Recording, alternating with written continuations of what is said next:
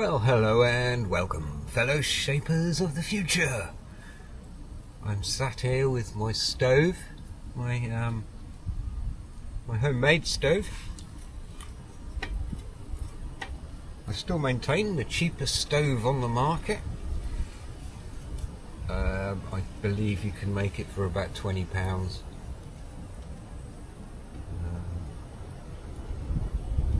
Watch previous episodes for that. I'm not going to go into the details of that. It's quite a good project. I haven't bolted the lids down or anything yet because I quite like the option of just taking this lid off and having a more heating fire. So at the moment the wind is definitely blowing it out that way, which is okay, I don't mind, you know, better that than smoke. But I find if it blows it this way, the smoke will actually just lift over this flap here and I'll receive very little in this area.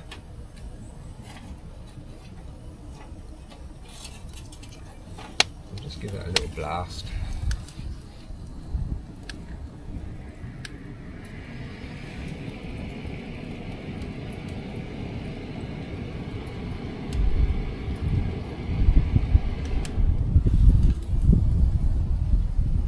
That's got it going. And I was just sitting here thinking what I could do. I mean, there's a million things to do in a million different ways, and I can't do them all, unfortunately. So I'm just going to put the door on that. Receiving a little bit of smoke.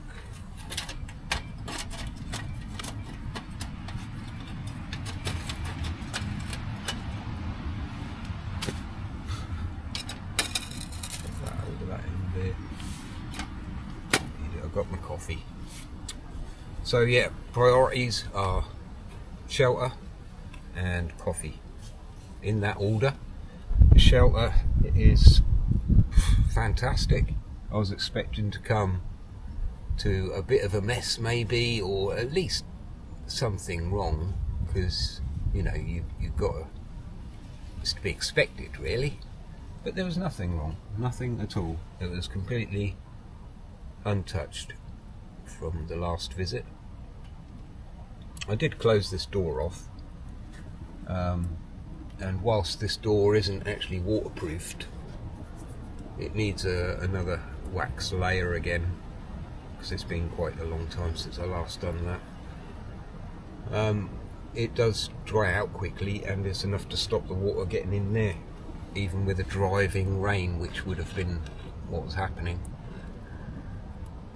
At the moment, with this porch open, if I got a driving rain at this sort of angle, then yeah, my bedding might receive a bit of water. Might. Yeah, when you're talking about that angle. So there's a bit of leeway. So yeah, I was sitting here thinking, well, I could do an update on wooden tools you can make to set up your camp when you're starting out, or just little things that can help a little bit. I made wedges, I made spikes, I made a hammer, all things out of wood basically. I did cheat a little bit on this, getting that hole in there. I did drill that through there. There are other ways of doing it, more primitive ways of doing it, but maybe at a later date I'll go through that, because that's a lot more time consuming certainly. And the wedges.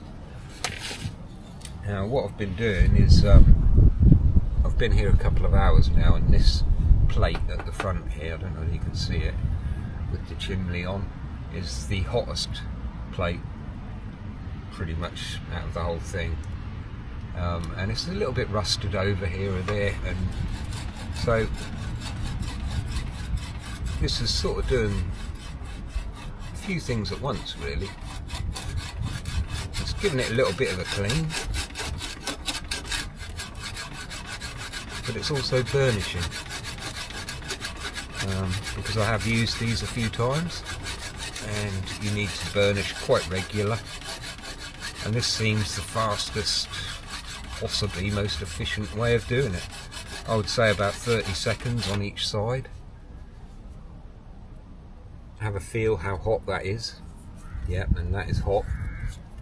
And of course you're not going to receive any flame damage, and that'll keep your edges nice and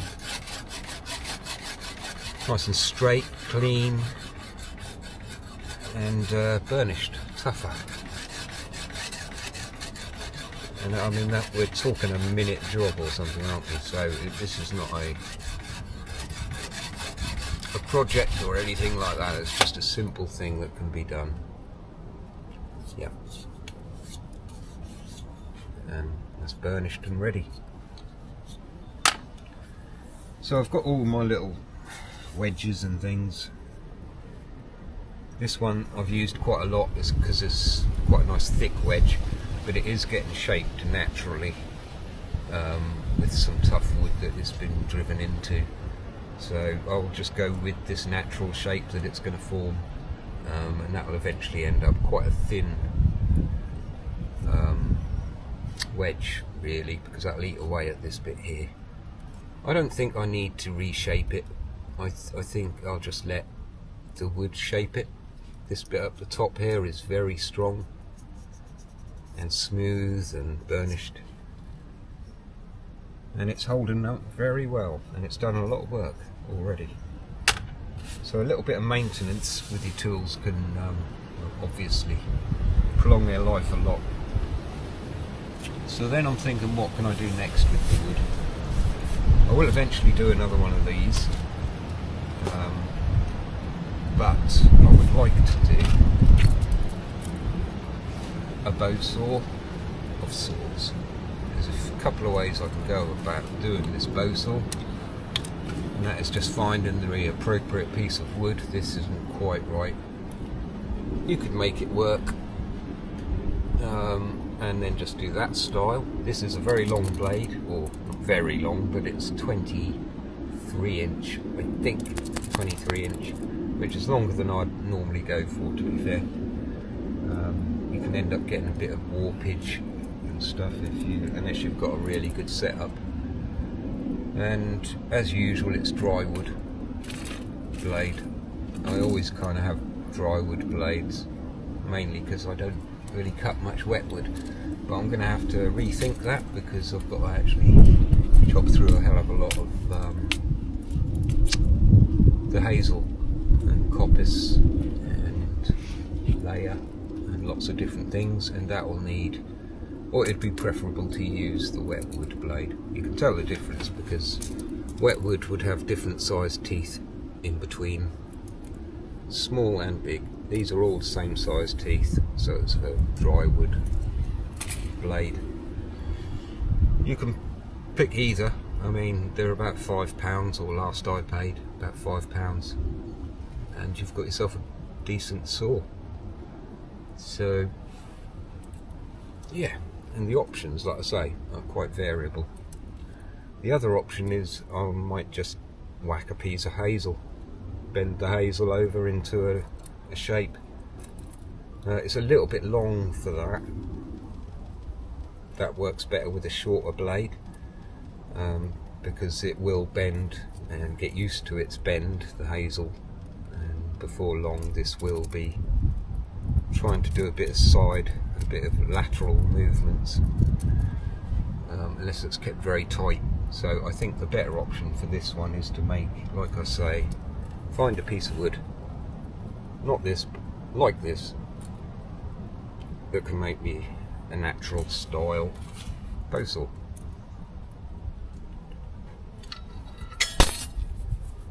And that would be the next wood project. There is another one though as well, which I've been meaning to do. If I find the right piece of wood, I'll do that today.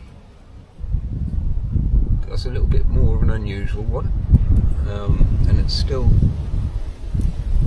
in theory, really, it's not been made as yet, but we'll see. We'll see if we can make that of wood that can help you build your camp.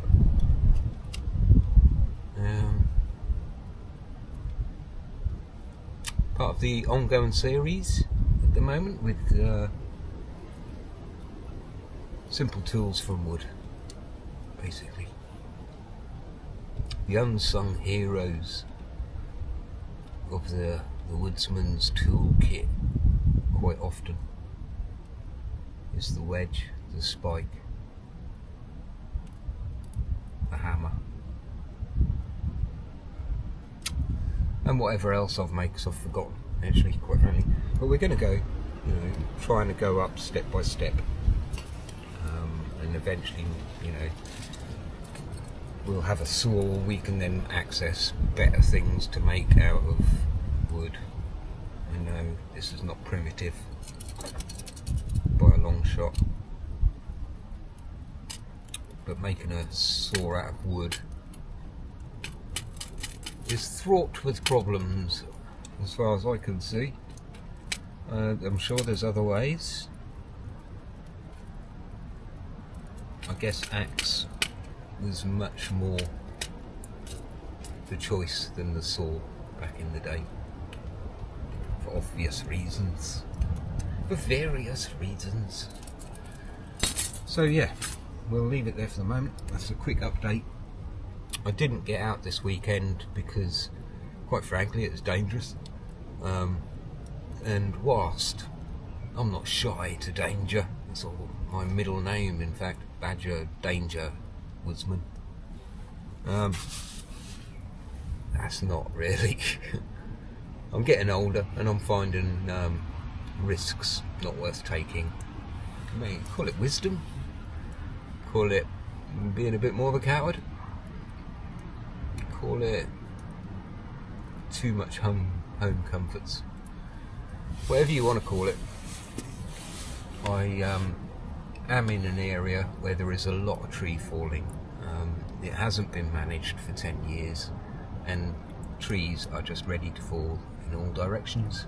There's one right there which could have fallen on my tent. I wouldn't say it's a widow maker, but it would give you a sore head. And there's several others quite close within the vicinity that I've cleared a couple out, but there is a couple that could have gone. And I don't see the point in taking risks unnecessarily. I thought this would be okay, and it did. It survived. Very happy with it. So happy with it, I'm almost tempted to celebrate and have a little kip.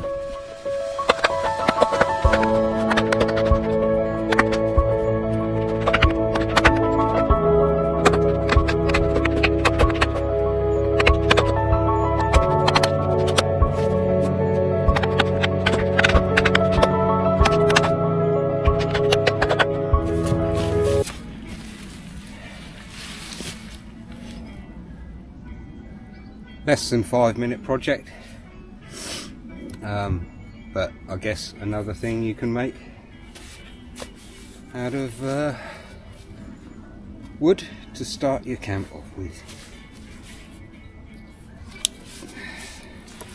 You've probably guessed what it is by now.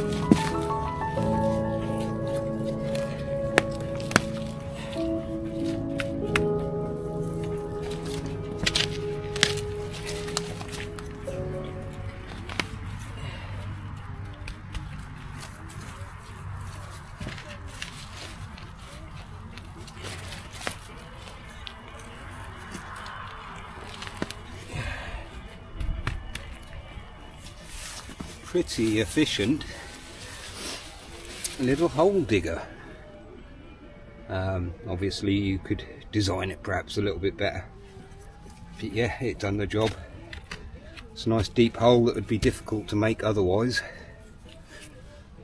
Simple leverage.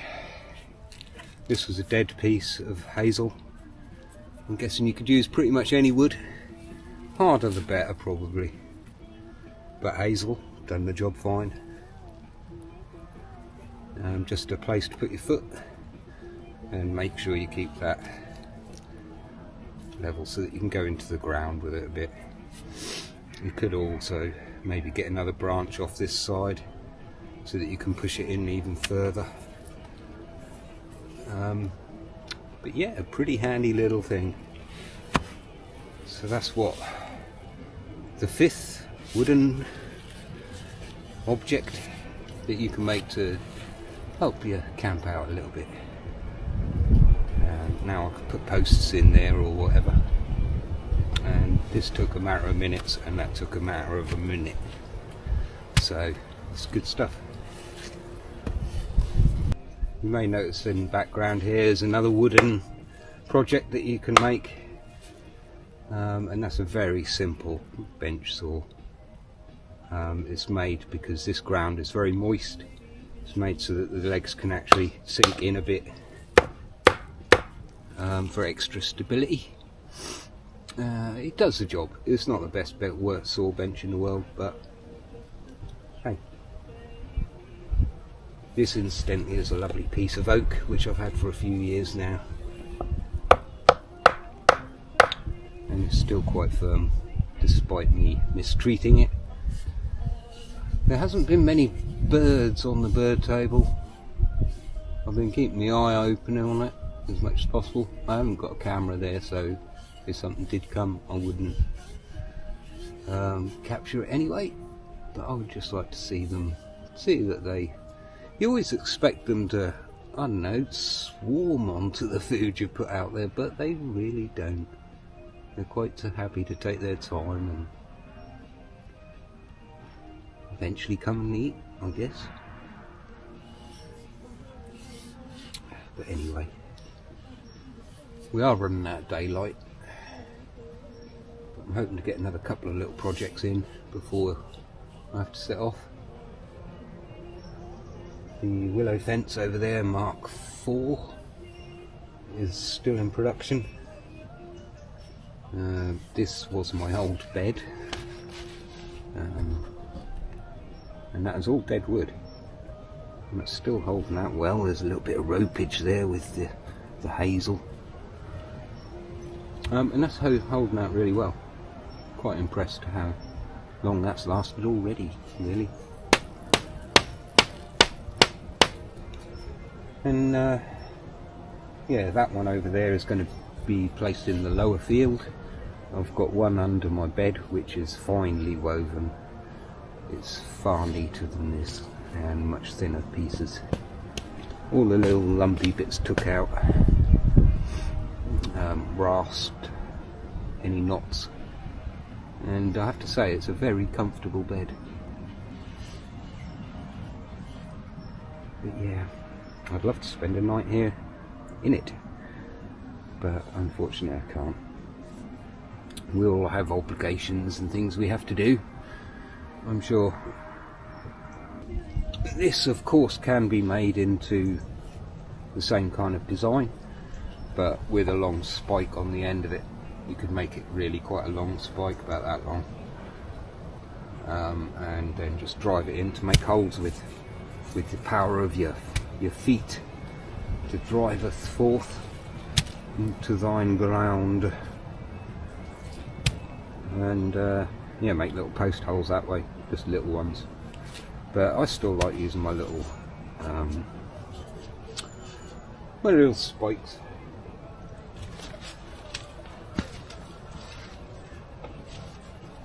Which have seen a lot of action, but are still pretty sturdy. I'll need to re-burnish this soon, although that point is pretty vicious, but they are just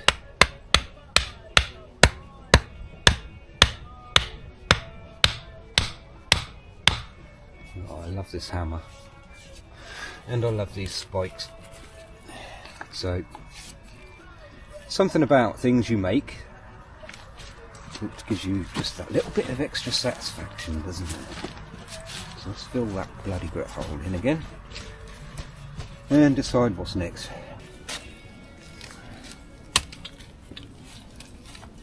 Another wooden thing, a bit more fun than anything else really. But yeah, this is going to be my next boomerang. It's a gorgeous piece of solid oak. I'm trying to keep it dry out here for the moment. Then I will take it back home, possibly. But it seems a solid piece of wood. It's got good shape for a boomerang. I lost the old boomerang, by the way. It didn't come back. But it still might. I mean, you know, it might go and do an orbit round the earth and come back round to me that way. So in a couple of days' time or something, that might hit something locally, who knows. But yeah, that kind of went out of sight and out of mind now, although I did really quite like it. This is a much better shape though. Unfortunately, I haven't got the saws that would make light work of this, where, you know, you can just run it into a circular saw or a pan saw, is it, or whatever. I don't know, never used them. Wouldn't like to use them anyway. But I shall strap this to a tree in a solid fashion, or even just a post, and strap it to it, and then try and saw through it with my frame saw, buck saw, and try to get the cuts in lengthwise and get rid of all that excess down there for the next boomerang, because I really did enjoy that. That was great fun.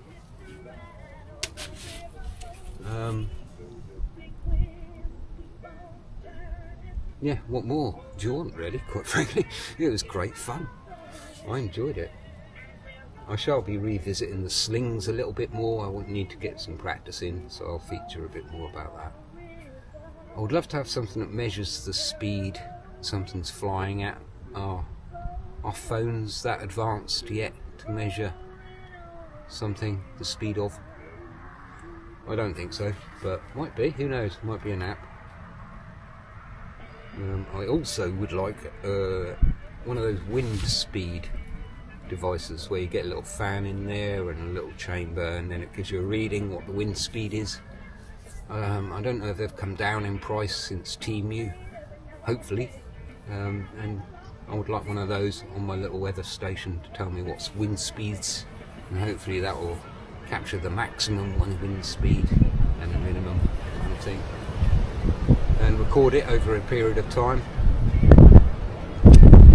so that I could visit it and see that it reached a maximum of 74 miles per hour winds, which I think was not too far away a couple of days ago.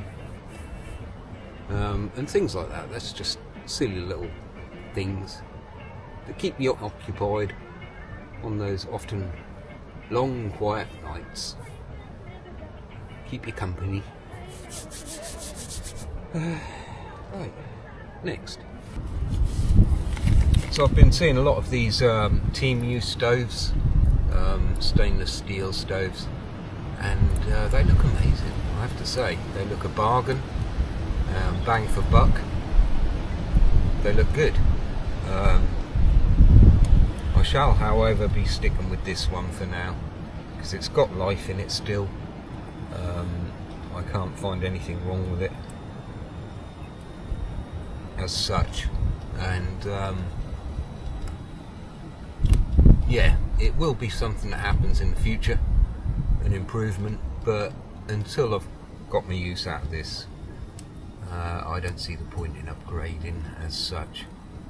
The only thing I'm lacking at the moment is my stove jack, which is missing in action. It's at home somewhere, although I've turned the place upside down. But yeah, I need the outlet, fireproof outlet, so I can pop this through it and not worry about it burning the canvas. and actually seal this tent off if I want. Judging by the weather we had recently, it would be a good idea to do that. You may have noticed I don't like to spend much money on this. This is part of what my channel is about, really, is doing things not on a budget, but pretty much next to ground zero, really. Often you'll see things made out of what is often junk to most people, but that I'm never happier than when I can turn a piece of junk into something that is of use. That is my buzz. That's my thing. So you will see a lot of tatty stuff around. Basically you'll see tin cans and things like that, like this chimney for example, which is doing a fantastic job, can't fault it, and it was free. So you will see a bit of tattiness, but I do believe there's treasure amongst the muck and the junk, and it's recycling, it's getting something from nothing. There's so many good reasons. Using what is often just litter laying around the stuff place, using it for another purpose, then chucking it in the bin when you're finished with it or whatever. These are things I aspire to, really. Cleaning up as you go, but also using it when you can. I have got some posh equipment, don't get me wrong, that I've acquired over the years, a couple of decent tents, and you know, other things for more of the camping on a campsite type thing, although I don't really do that anymore. I prefer this 100% to camping on a campsite. A campsite is nice and sociable, you can create friends over short periods of time, you become a community, but I just like my space, really, at the end of the day. Yeah, I like this. This is where my heart truly lies. So I just looked at the time, basically, because you know, you can't really tell, can you, when it's like this, and I'm shocked to find out, quite frankly, that well, you're a bit kind of close there, that it's almost dark, quite frankly. Where did the day go?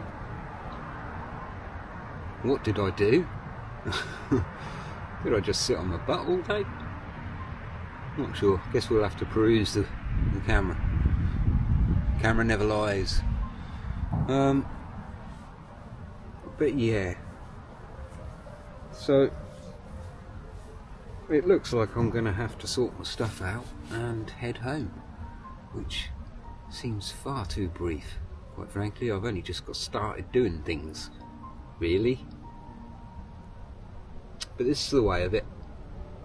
I don't like to travel home at night, really.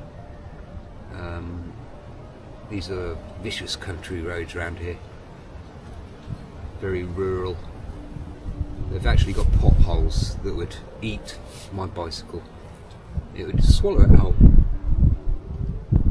Well, enough to make me be thrown off. So I like to keep extra vigilant on these country roads, because they're not all as placid as they might seem in the song Country Roads, you know.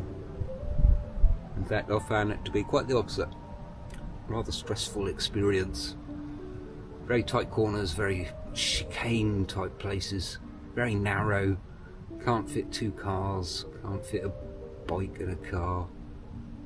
You have to pull over continuously. Flooded roads, trees down. These are all epic challenges that we face, aren't they?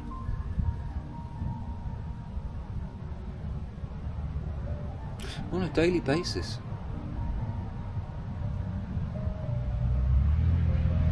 Oh, lovely bit of piano music to end on. I don't know whether you can hear that in the background, but That's rather suitable, really. It's kind of like a waltz on piano, and a very fitting tune to finish this what has been a very rapid day. I know I had a few coffees, but gonna have to leave a little bit unsatisfied today.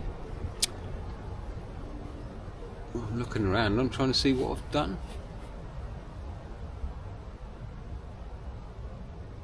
There's a few things.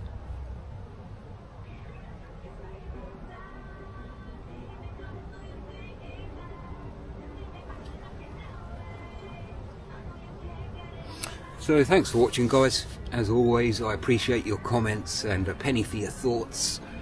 I do keep track of these pennies in a little black book in tiny writing. And bear in mind, these pennies are virtual and they actually don't mean much, really. But a penny for your thoughts regardless. I like to hear any feedback, positive, negative. In between, just bombard those comments, quite frankly. I won't judge you. I don't judge people. I like to think I don't judge people, and I take everyone for what they want to be seen as, whatever that might be, which I believe is modern thinking, isn't it? Take people as they want to be taken. Because it always used to be treat people as you treat yourself. Obviously that's outdated now. It's treat people like they want to be treated.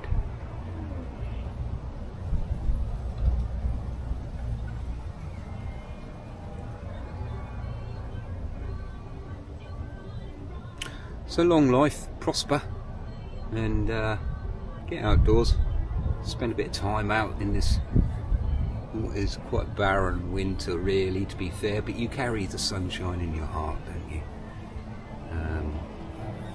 So go out there and shine a few rays upon your area and feed the birds. Tuppence a bag, tuppence for a bag.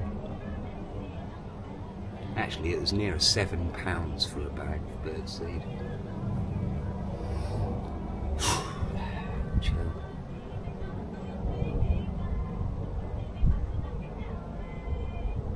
Long gone are the tuppence days, aren't they, really? The shillings. Until next time, fellow shepherds, look after yourselves. Always plan your escape routes. And don't trust a crow. Definitely.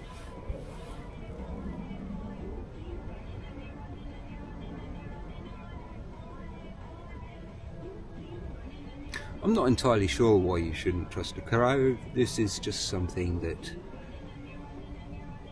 I've found has served me well in the past. I've never trusted them, and as such they've never done me no harm. So there's proof in the pudding.